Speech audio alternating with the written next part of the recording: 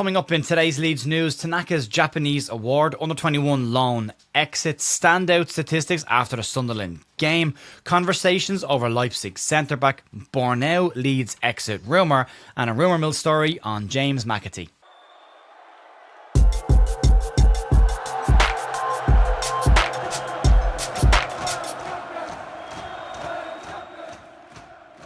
Morning folks, welcome to the Leeds View for Monday the 29th of December. I hope you all had a lovely weekend, had a nice Christmas with your family as we head into the new year with some good news for Leeds United, sitting 7 points clear of the relegation zone and will go into the new year in that position before we then take on Liverpool away on New Year's Day. 20 points also for the season means Leeds United are right where they need to be, heading towards the halfway point. Anything against Liverpool at that point would be a bonus in terms of the point tally you need at a certain point of the season. I've said the word point far too often there, but there's a bit of news to get stuck into today. But as I say, hope you're all well. I hope you've all had a really good Christmas. If you could like and hype the video and subscribe to the channel. About 30% of people who watch the content on a daily basis are not yet subscribed, so you can do that if you want to help us to try and head towards 80,000 subscribers. That would be massively appreciated. But let's crack on and get into the news, and we'll start off with an award for Tanaka. Tanaka has grown into life in the Premier League and has had some important performances for Leeds United this season, despite not featuring as much as he did during the Championship campaign, and probably not featured as much as he would have liked himself. But now Tanaka has been recognised in his native country for the contributions to the Japanese national team by picking up a prestigious accolade in his homeland.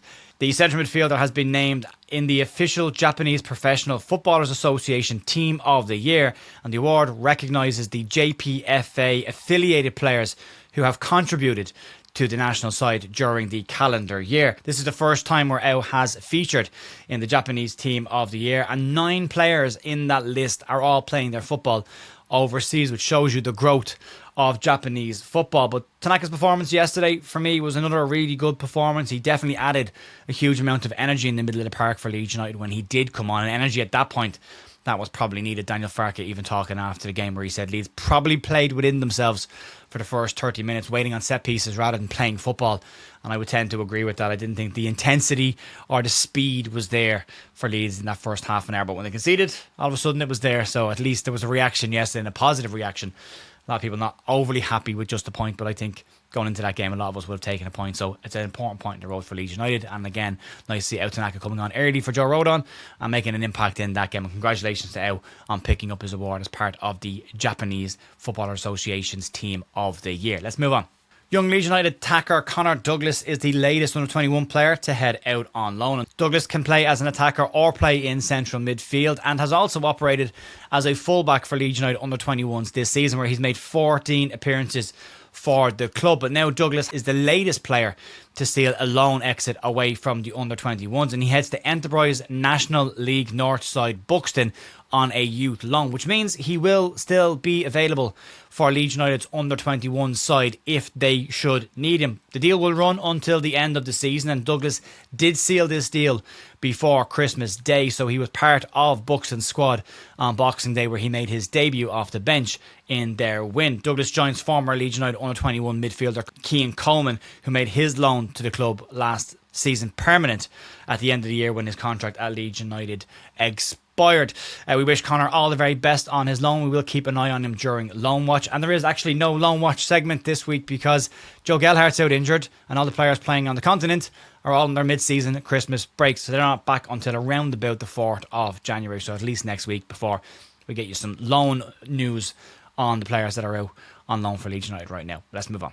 We do have some nice statistics that stood out and have come up on the back of Leeds United's result at the weekend against Sunderland, and thanks to LUFC Data, Johnny Cooper and Andrew Stats Dalton for these statistics. We'll start off with a team one. Leeds remain unbeaten in the last 5 Premier League matches of a calendar year for the very first time. Leeds' equaliser yesterday was just the second goal scored in the Premier League this season, where all 11 players were involved in the move.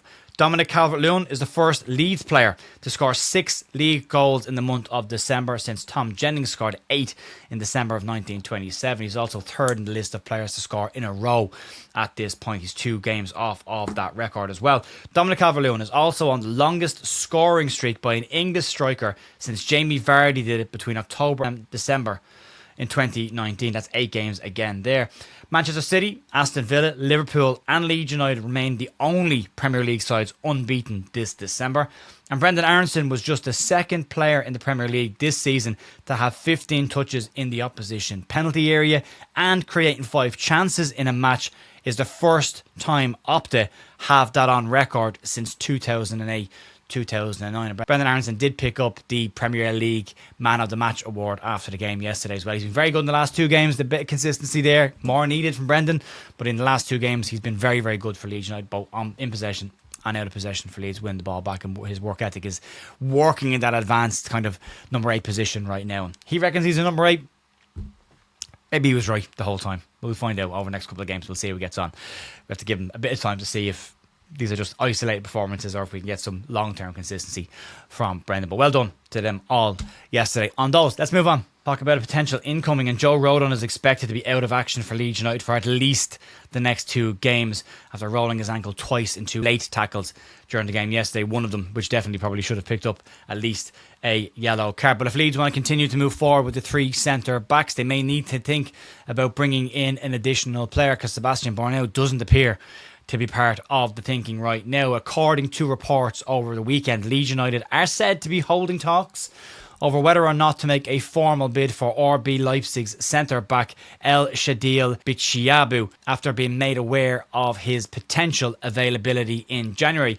Leeds are listed as one of several Premier League clubs who are said to be monitoring the situation of the Frenchman, and according to Fabrizio Romano and Graham Bailey, Bitshiabu is available in January, and Leeds are said to be interested in adding more defensive cover to this side. That might be needed now after Joe Rodon's injury. If they get a suspension to any of those centre-backs right now, they'll definitely be a little bit lighter there. Ethan Ampadu can obviously sit back into that back 3, but then you weaken that midfield of where Ampadu has been very, very good over recent weeks. But the 20-year-old Frenchman is 6'5" in height and has been described as a man mountain, and Leipzig are said to be open up to a potential loan move for the player in January, who started his career at PSG. Leeds United in this situation could be primarily placed for this. Leeds are said to be interested in the loan market, and this might just suit Leeds United down to the ground. Romano, for his part on this, also claims that the defender would be interested in a move to Leeds United, and where Leeds sit in the Premier League right now in the month we've just had will definitely go a long way to making it easier for Leeds to get players they want to bring in January. But as I say, there are other clubs said to be interested in him. It could be an interesting short-term move for Leeds. We know what Leeds are like with young centre-backs, so it could be a case of bringing him in, using him as cover, having a look at him, and seeing if he is a player that Leeds should maybe then think about making permanent in the summer, and maybe using the Red Bull connections to try and get that move done if they can. But yeah, an interesting one. Highly rated young centre-back, but is a very young centre-back, but definitely ticks that giant centre-half box that Leeds like at 6'5". So we'll keep an eye on it and we'll see what happens. Let's move on. Let's talk about a potential exit. According to recent reports, Leeds' current centre-back Sebastian Bornauw could be about to leave Elland Road if these reports are to be believed. We heard reports earlier this year that there may be a potential of Bornauw moving out on loan in January as he wants to get more minutes to force his way back into the Belgian side. But today, according to German outlet Bild, they claim that Bornauw's former club FC Koln are interested in bringing the centre-back back to the club in January. Leeds apparently would be open to a sale or a loan move for Bornauw, as the centre-half, as I say, is keen to push his way back into Belgium's national team. A sale of anything above £5 million would give Leeds United a PSR profit in this situation. But the other side to this is Sebastian Bornauw can play on the right of a back 3 and was probably initially brought in to play as part of a back 3 for Leeds United. So Leeds might want to just hold off a little bit until they find out the full extent of Joe Rodon's injury over the next week or so. And also might want to have somebody in the door as a replacement just in case they do decide then to move him on over the course of the month. He's not played a huge amount of football. He's definitely looked far better than he did in the Sheffield Wednesday game, and that's probably an outlier because it was the Leeds reserve side that were all playing there and they don't play together that regularly. But in recent weeks he's probably looked a little bit better when he has come into that side, and he's looked solid enough. Now cameos albeit, but yeah, it's going to be an interesting one. But he does seem like a player himself. Joe Piroux, maybe Ilya Gruev even have to replace him. But could be the ones that move out in January if Leeds sell anybody. According to Daniel Farke, Leeds aren't interested in anyone leaving, but we'll have to wait and see. Let's get into the rumour mill. We've only got one story for you today. This one relates to James McAtee, and he's not really featured for Nottingham Forest this season, and was a player that Leeds United had a lot of interest in the summer and tried to sign last summer and the summer before, and is a player that Daniel Farke likes and has tried to sign him on several occasions. According to reports, Leeds United are said to have checked in on the status of James McAtee and his availability, and the Yorkshire Evening Post did claim earlier this month that Leeds would be very interested in loan moves over the course of January. McAtee might be one of those players. According to the Daily Mail, whose track record right now is probably a little bit hit and miss. It's fairly credible, but not as credible as it was maybe a year or so ago. But they claim that Leeds United have checked on the availability of McAtee, but so have Chelsea, so have Bournemouth, and so have several sides in Germany, including Stuttgart, Leipzig, Leverkusen, and Frankfurt. McAtee has only made 10 appearances so far this season for Nottingham Forest, and every single one of them has come off the bench. He doesn't necessarily fit the mould of what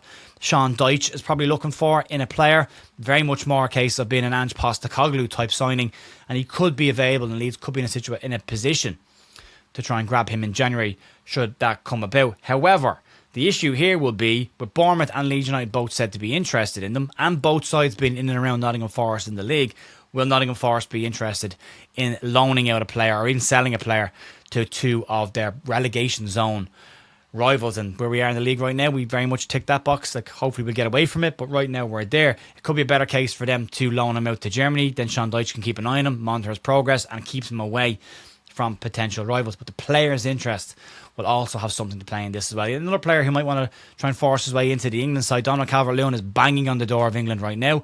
McAtee might want to get some games under his belt in the Premier League, show what he can do. He was very good for Sheffield United during their Premier League stint. So there is a player in there. It hasn't really worked out for him in Nottingham Forest right now. Maybe a change of sceneries would do that for him. Folks, that will be it for me today. You can check out the match review from yesterday straight after the game. I did get the player who scored the goal wrong. I kept saying Alderete. Should have been a Dingra, but I did fix it in the comment section, but we cut that out after it. But that's there if you want to check that out for a review on the game. And we're back tomorrow morning for Leeds News, and the podcast out tomorrow night as we look ahead to the Liverpool game. I'm back at the December month that has been very positive for Leeds United. Enjoy the rest of your day. I'll talk to you soon. See you later. Bye.